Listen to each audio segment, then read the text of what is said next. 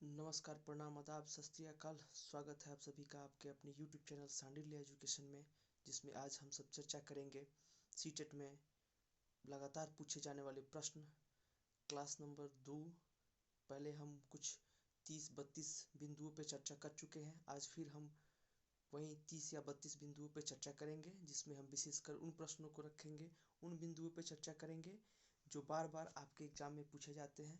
Video अगर अच्छा लगे तो चैनल को सब्सक्राइब करें, हमारा टेलीग्राम चैनल सांडिल्य एजुकेशन को ज्वाइन करें, लाइक करें, सब्सक्राइब करें, अपने दोस्तों के साथ शेयर करें ताकि ज़्यादा से ज़्यादा लोगों को एग्जाम में हेल्प मिल सके, सभी लोग सीटेट क्रैक करके भविष्य में टीचर बन सके।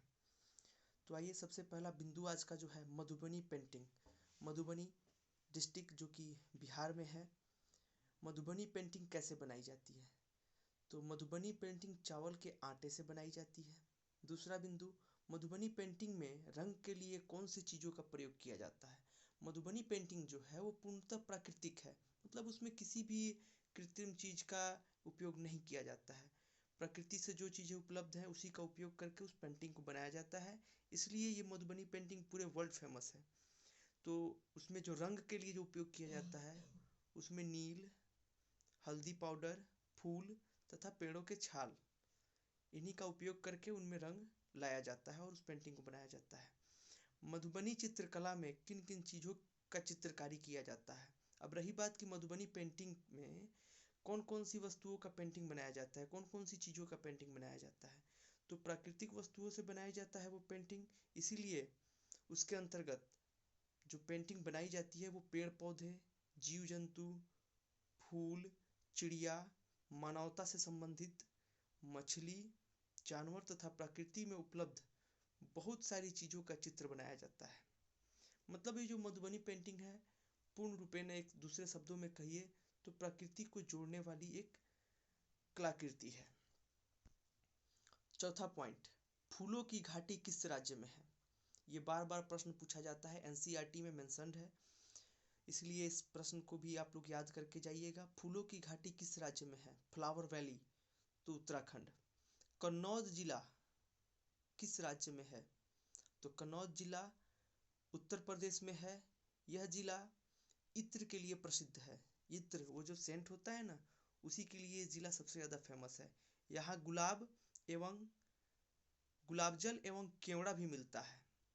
केवड़ा एक वृक्ष है जिससे काफ़ी मतलब वो सुगंधित वृक्ष है। गुलाब जल, इसीलिए कन्नौज डिस्ट्रिक्ट बहुत फेमस है। गिजुभाई बडेका, गिजुभाई बडेका किस राज्य से हैं? गुजरात। उनका पूरा नाम गिरजाशंकर भगवान जी वडेका है। ठीक, वह गुजराती भाषा के लेखक एवं महान शिक्षा शास्त्री थे। गिजुभाई वडेका जो थे वो गुजराती भाषा के लेखक थे एवं महान शिक्षा शास्त्री भी थे। इन्होंने बाल मंदिर नामक विद्यालय की स्थापना की, इसीलिए इनसे प्रश्न पूछा जाता है आपके परीक्षा में। सीटेट पेपर 1 और पेपर 2 दोनों में पूछा जाता है कि बाल मंदिर नामक विद्यालय की स्थापना किसने की? तो गिजुभाई वडेका। गिजुभाई वडेका का घर कहाँ था? तो गुजरात। बच्चों को कैसे देश का उत्तम नागरिक बनाया जाए, इन पर उन्होंने बहुत सी बाल उपयोगी कहानियाँ भी लिखी।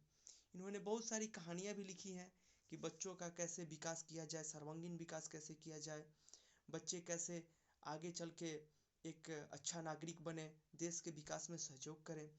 उनकी रचनाएं, उनकी जो प्रमुख रचनाएं हैं, आनंदी कौआ, चालाक खरगोश, बुढ़िया और बंदरिया, ये कुछ 4 प्रमुख उनकी रचनाएं हैं। अब 7वां पॉइंट, भारतीय रोबिन। रोबिन एक चिड़िया है। भारतीय रोबिन कहाँ अंडा देती है? सड़क के किनारे पत्थरों के बीच। ये जो रोबिन चिड़िया है वो घोंसलों में अंडा नहीं देती है, ठीक है। कोयल अपना अंडा कहाँ देती है? सभी लोग कह देंगे कि कोयल अपना अंडा अपने घोंसले में देती है, लेकिन नहीं, कोयल जो है वो अंडा कौवे के घोंसले में देती है। ठीक। 9वां पॉइंट है, गंटूर या गर्भपुरी शहर किस राज्य में है? गुंटूर एक जिला है आंध्र प्रदेश का, आंध्र प्रदेश राज्य में है गुंटूर, ये भी याद करने के लिए अच्छा पॉइंट है। राजस्थान में घर कैसे बने होते हैं? परीक्षा में बार बार पूछा जाता है कि राजस्थान के घर कैसे बने होते हैं, उनकी दीवारों पे प्लास्टर किस चीज़ का किया रहता है, तो राजस्थान के घर मिट्टी के बने होते हैं और उनके दीवारों पर प्लास्टर भी मिट्टी का ही किया होता है। ठीक है। 11वां पॉइंट, सबसे बड़ा सांप कौन सा है? सबसे बड़ा मतलब सबसे लंबाई में बड़ा, वजन में बड़ा, सबसे मतलब हर एक प्रकार से बड़ा, तो अजगर। अजगर का नाम आप सभी देखे भी होंगे, सुने भी होंगे, नाम उसका देखा सुना हुआ है। तो सबसे बड़ा सांप अजगर है, अजगर या फिर जालीदार अजगर। 12वां पॉइंट, सबसे जहरीला सांप कौन सा है? दक्षिणी ताइपन। ठीक। अगर वही प्रश्न पूछा जाए कि सबसे लंबा जहरीला सांप कौन सा है, तो किंग कोबरा। सबसे जहरीला सांप पूछा जाए तो दक्षिणी ताइपन, सबसे लंबा जहरीला सांप पूछा जाए तो किंग कोबरा। नहीं उड़ने वाला पक्षी कौन है? नहीं उड़ने वाला पक्षी कौन है? तो शुतुरमुर्ग। 4 पक्षी हैं जो उड़ते नहीं हैं, शुतुरमुर्ग, ईमू, कीवी और पेंगुइन। ये 4 पक्षी हैं जो उड़ते नहीं हैं। अगर आपसे प्रश्न में पूछा जाए कि भारत का सबसे विषैला सांप कौन सा है, तो क्रैत। ठीक है, ये याद रखिएगा कि भारत का अगर पूछा जाए तो क्रैत। सबसे छोटी पक्षी कौन सी है? सबसे छोटी पक्षी, विश्व की सबसे छोटी पक्षी हैमिंग बर्ड। वजन मात्र 2.6 ग्राम, 2.6 ग्राम, जिसकी लंबाई 6.1 सेंटीमीटर है, मतलब 2.5 इंच के आसपास। ठीक है, ये भी एक याद करने के लिए बहुत महत्वपूर्ण बिंदु है। इंडियन क्रैत भारत का सबसे जहरीला सांप है। इसके एक बार काटने से इतना जहर निकलता है जिससे कि 60 लोगों की जान जा सकती है। वो एक बार अगर स्नैक बाइट होता है ना, इसे एक बार अगर स्नैक बाइट किया तो उससे इतना जहर वो दे देता है कि उस पॉइजन से 60 आदमी की मृत्यु हो सकती है। ठीक है, तो भारत का सबसे जहरीला सांप इंडियन क्रैत। सबसे बड़ा स्तनपाई, सबसे बड़ा जो स्तनपाई है वो है ब्लू व्हेल, जो कि समुद्र में आप सभी जानते हैं। जमीन पर सबसे बड़ा स्तनपाई, मतलब वो तो जल में रहता है ना ब्लू व्हेल, और जमीन पे अगर पूछ दे कि जमीन पे सबसे बड़ा स्तनपाई, तो हो गया हाथी। सबसे लंबा स्तनपाई मतलब जिराफ। जिराफ को आप लोगों ने देखा ही होगा, कितना लंबा गर्दन होता है उसका, तो सबसे लंबा स्तनपाई तो जिराफ। 20वां पॉइंट है, ऐसा स्तनपाई जो अंडे देता है। ऐसा स्तनपाई जो अंडे देता है, तो ये प्लेटिपस है, एक प्रकार की पक्षी है जो कि बतख नुमा आकार की होती है। ये समझिए कि अपवाद है, इसलिए इसे जीवित जीवाश्म भी बोला जाता है। ठीक। 21वां पॉइंट, ऐसा स्तनपाई जो उड़ता है। स्तनपाई उसे कहते हैं जो कि अपने बच्चों को दूध पिलाता है। ठीक है, तो चमगादड़। चमगादड़ एक ऐसा स्तनपाई है जो कि उड़ता भी है। सबसे बड़ा बात यह है कि अब प्रश्न पूछा जाता है कि सूर्य क्या है, तो सूर्य एक प्रकार का तारा है। ठीक। सूर्य का सबसे निकटतम तारा कौन सा है, तो अल्फा सेंचुरी।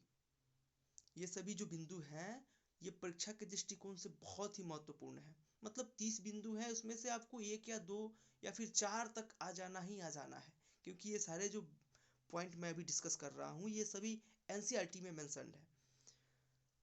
तारों के समूह को क्या कहते हैं? तारों के समूह, जैसे सूर्य एक प्रकार का तारा है, उसी प्रकार हमारे जो अंतरिक्ष हैं उसमें बहुत सारे तारे हैं, तो तारे के समूह को क्या कहते हैं, तो नक्षत्र। और नक्षत्रों के समूह को क्या कहते हैं, तो गैलेक्सी। इंग्लिश में गैलेक्सी और हिंदी में आकाशगंगा कहते हैं। ठीक है, तारों के समूह को नक्षत्र और नक्षत्रों के समूह को तो गैलेक्सी। हम सभी जिस गैलेक्सी यानी आकाशगंगा में रहते हैं उसका नाम क्या है, तो उसका नाम मिल्की वे है। मिल्की वे गैलेक्सी में हम लोग रहते हैं। कुल ग्रहों की संख्या कितनी है? एनसीईआरटी में कुल ग्रहों की संख्या अभी तक 8 है। परीक्षा में भी 8 ऑप्शन आएगा, आपको 8 ही टिक करना है, क्योंकि सीबीएसई जो है वो एनसीईआरटी पे बेस्ड है, एनसीईआरटी के आंसर को ही वो सही मानता है। अब 8 ग्रह कौन कौन से हैं? बृहस्पति, शनि, अरुण, वरुण, पृथ्वी, शुक्र, मंगल, बुध। ठीक। बौना ग्रह किसे कहा जाता है? प्लूटो। प्लूटो, प्लूटो जिसे कि बौना ग्रह कहा जाता है। ठीक है। हरा ग्रह किसे कहा जाता है? मतलब जैसे मंगल को लाल ग्रह कहा जाता है, वैसे ही वरुण को हरा ग्रह कहा जाता है। जिसका कारण, हरा दिखने का कारण, इसके वायुमंडल के अंदर 83% गैस यानी 83% गैस हाइड्रोजन और 15% हीलियम गैस और बाकी अन्य गैस पाई जाती है। यह हरा इसलिए दिखाई देता है क्योंकि मीथेन गैस लाल रोशनी में सोख लेता है। लाल रोशनी जो जाती है सूर्य से उसको सोख लेता है, इसलिए केवल हरा दिखाई देता है। तो आज का कुल यही 29 पॉइंट पे हम लोगों ने चर्चा किया। तो अगर वीडियो अच्छा लगा हो तो चैनल को सब्सक्राइब करें, लाइक ज़रूर करें और अपने दोस्तों के साथ शेयर करें। हमारा टेलीग्राम चैनल जिस पे ये सारी जो भी मैंने डिस्कस किया, जो भी पॉइंट मैंने बिंदु बताया, वो सारे पीपीटी के रूप में और पीडीएफ के रूप में आपको इस चैनल पर डले मिलते हैं। तो चैनल को सब्सक्राइब करें, टेलीग्राम चैनल से भी जुड़ें। फिर मिलेंगे नेक्स्ट वीडियो में, तब तक के लिए गुड बाय, धन्यवाद।